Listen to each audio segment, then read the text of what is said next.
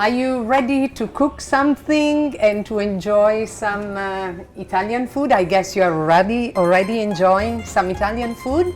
I would like to share with you some of the preparations.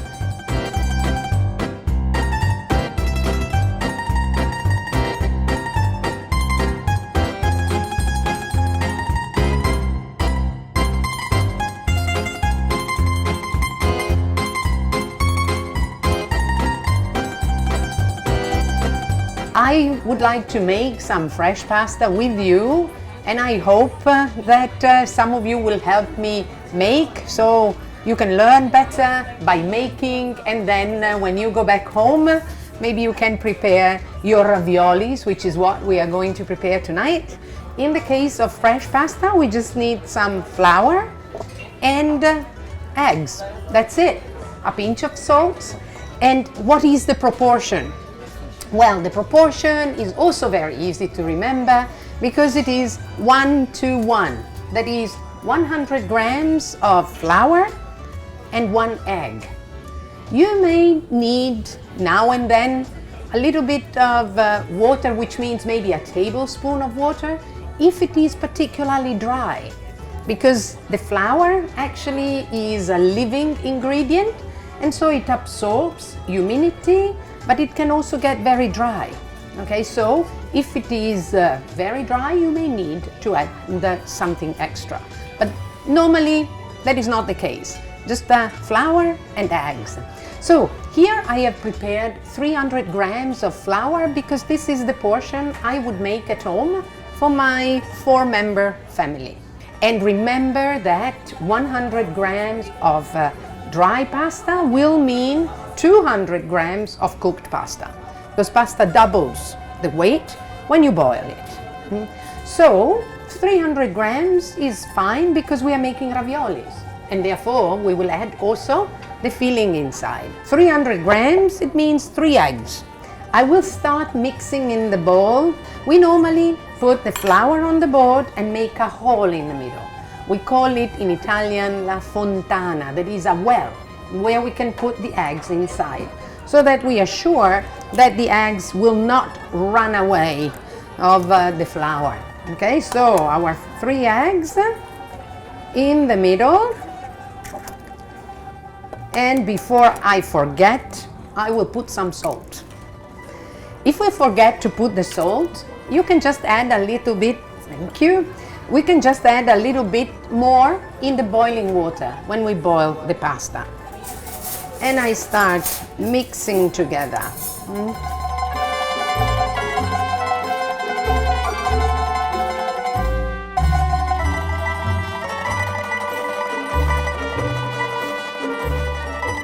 All right, so we use this part of the hands, just this part, not so much the fingers. So it's getting softer. But again, we have to remember to dance a little bit with the dough. And once it is nice and smooth, let's say even in the color, we will have to let it rest a little bit. So once we have made it and it's nice and smooth, we put it in a plastic bag or in a wet cloth if you do not have a plastic bag. And we need to let it rest. For how long? Well, there is not a set time actually, but you will look at this. Now it's fairly hard, okay? When we take it in about 10 minutes time, it will be completely different in texture. So it will be easier actually to roll out. Tonight I would like to show you 3 fillings that we make. So I start from one, just to talk about it, that is made with ricotta cheese. What is ricotta cheese? It's a soft cheese that we make after making Parmigiano Reggiano. So this is one, and then I brought another one that is very traditional too, which is made with potatoes. And last but not least, we do not have it here, but it's in the raviolis we have prepared for you. Raviolis with pumpkin.